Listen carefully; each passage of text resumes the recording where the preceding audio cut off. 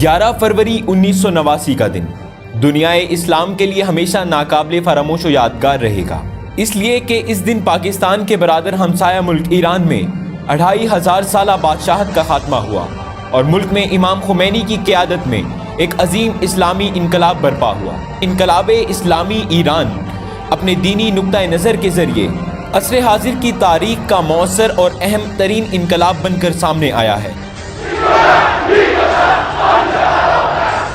انقلاب اسلامی ایران نے گزشتہ 37 برس کے دوران عالمی سطح پر گہرے اثرات ڈالے ہیں۔ نظریہ ولایت فقیہ نے نہ صرف ایران بلکہ عالم اسلام کو ایسے مثالی منصفانہ نظام کا عملی نمونہ بن کر دکھایا کہ اسلام محمدی کی حقیقی صورت آشکار ہو گئی۔ انقلاب اسلامی دینی، سیاسی، اقتصادی، اجتماعی و ثقافتی جہاں بینی آئیڈیالوجی اور سیاسی آئیڈیل کے ماڈل میدانوں میں نظریہ ولایت فقیہ کو ایک جامع اسلامی تمدن کی صورت میں داخلی اور بین الاقوامی میدان میں پیش کرنے میں کامیاب ہوا۔ محروموں اور کمزوروں کی آواز کو بلند کر کے مسلسل شعوری جد و جہد کے ذریعے امت مسلمہ کے درمیان اعتماد کو بڑھایا اور اسلامی بیداری کا جذبہ پیدا کیا۔ اس انقلاب کی بدولت دنیا بھر میں اسلامی بیداری کی تحریکیں اٹھیں۔ انقلاب اسلامی سے پہلے دنیا میں اشتراکیت اور سرمایہ داری پر مشتمل دو مادی نظریے کے حامل نظام حاکم تھے۔ دنیا میں روحانی پہلو کے حامل نظریہ اور اس نظریے کی بنیاد پر نظام حکومت کی کمی شدت سے محسوس کی جا رہی تھی کہ انقلاب اسلامی ایران نے اس کمی کو باعثاً پورا کیا اور دنیا کو ایک ایسے نظام حکومت کا تصور دیا جس میں انسان کی مادی ضروریات کے ساتھ ساتھ اس کی زندگی کے روحانی پہلوؤں کو بھی مد نظر رکھتے ہوئے ریاستی امور کو چلانے کی صلاحیت موجود ہے۔ دولت اون آدم، مجلس اون آدم، تمام اینها غیر قانونی است و اگر ادامه به این بدن اینها مجرمند و باید محاکمه بشن و ما اونها را محاکمه میکنیم۔ من دولت تعیین میکنم، من تو دهن این دولت میزنم، من دولت تعیین میکنم، من به پشتیبانی این ملت دولت تعیین میکنم، من به واسطه اینکه ملت مرا قبول دارد۔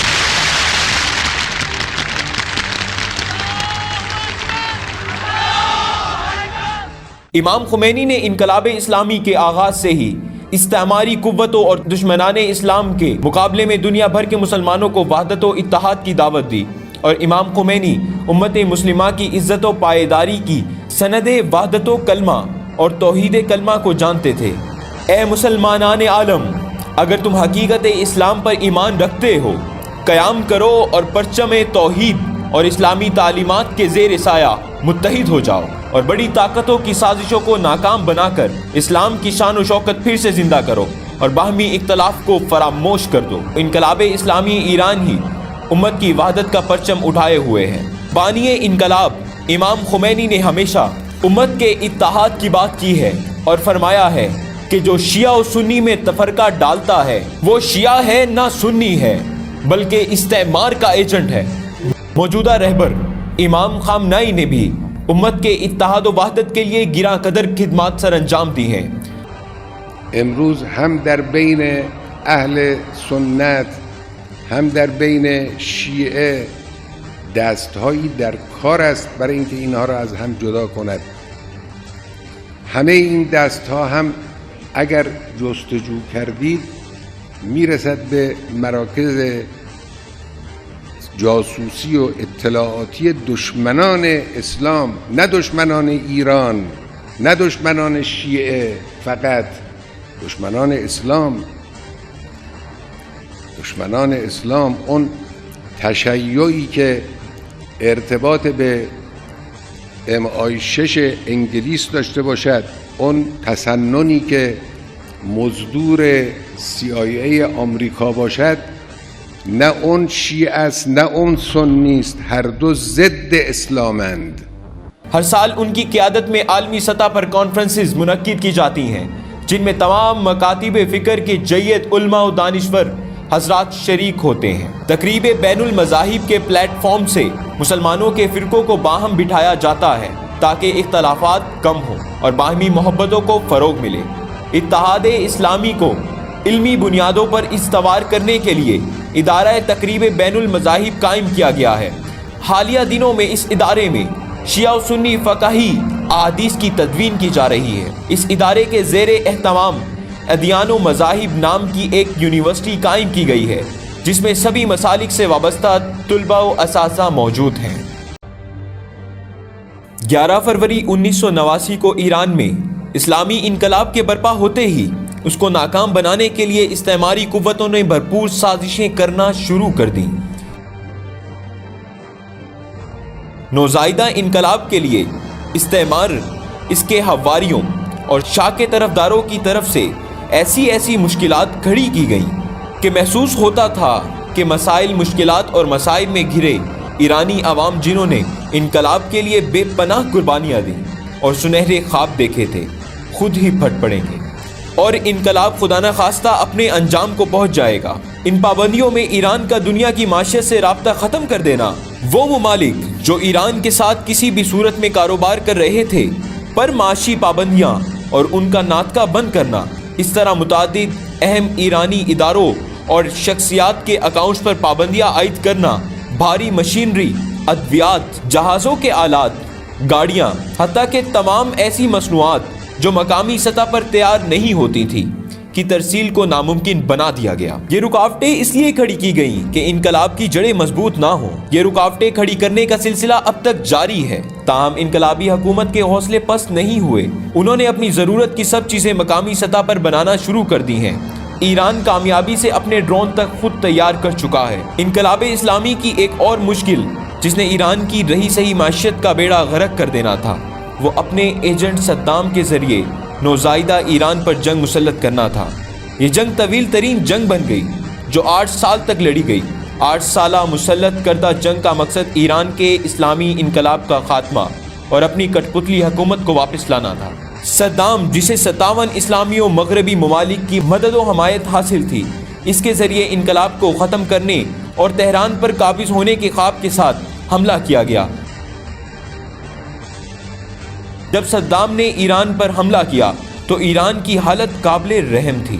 اس کی افواج ختم ہو چکی تھی اور پابندیوں کے باعث اس کو کوئی ملک خاردار تار دینے کے لیے بھی تیار نہ تھا۔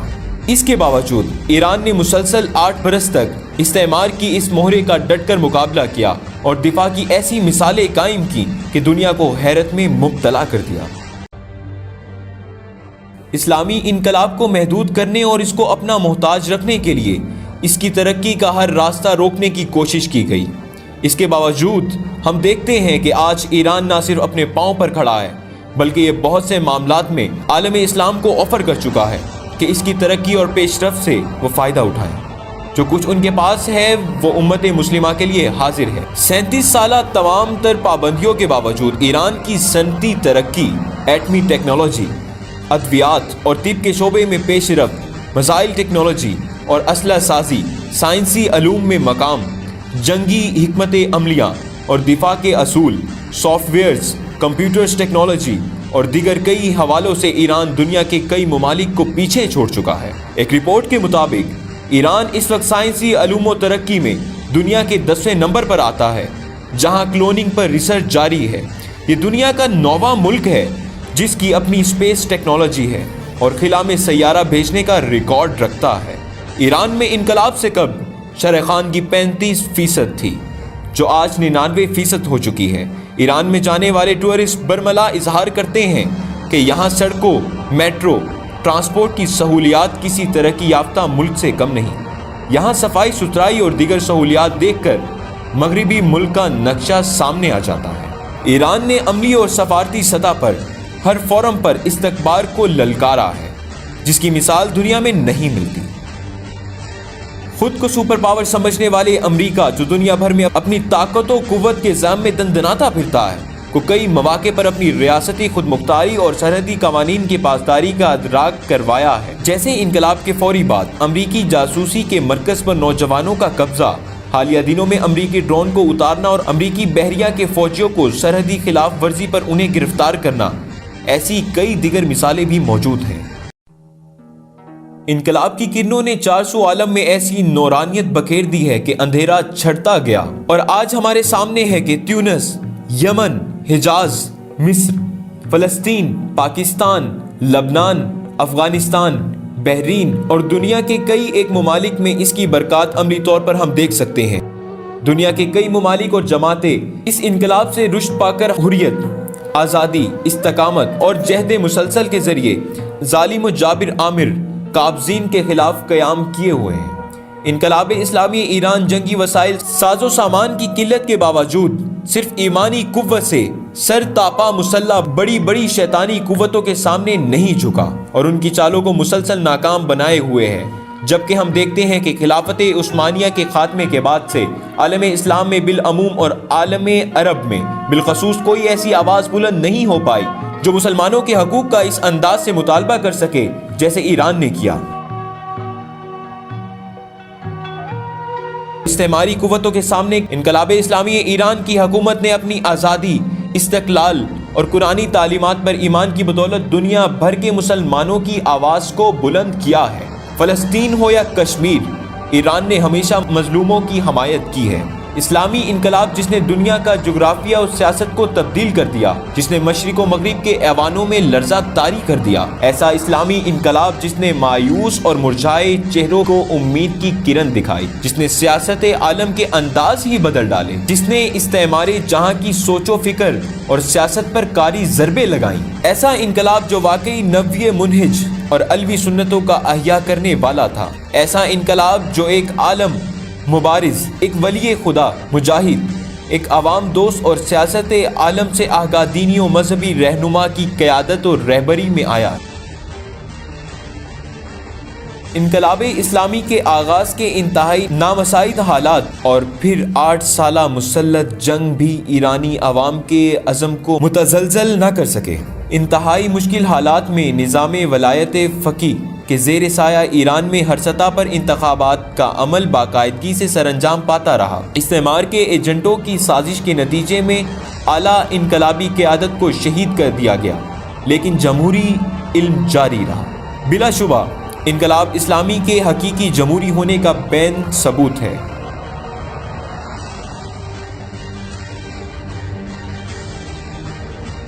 یہ لوگ اپنے منحوس عملیات کے ذریعے مجتہدین، قائدین اور کمانڈوز کو راستے سے ہٹاتے، آیت اللہ دستغیب، مرتضی مطہری، بہشتی، رجائی، باہنر اور پارلیمنٹ کے 72 شہداء کو ایسے ہی شیطانی گروہوں کے ذریعے نشانہ بنایا گیا۔ ہم دیکھتے ہیں کہ انقلاب کے پیغام اور بہار آزادی کی لہروں کو روکنے کے لیے ہر حربہ، ہر ذریعہ استعمال ہوا۔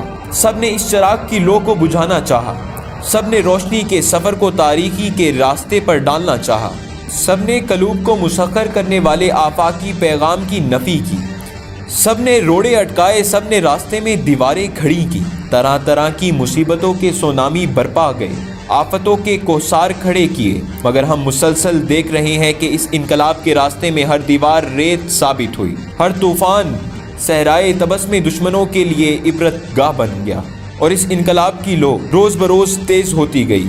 ایران عزت کے ساتھ موجود ہے، اس نے اپنی صلاحیتوں کا لوہا منوایا، وہ عالم اسلام کا تنہا نمائندہ قرار پایا ہے، وہ دنیا بھر کے مظلوموں کی امید ہے۔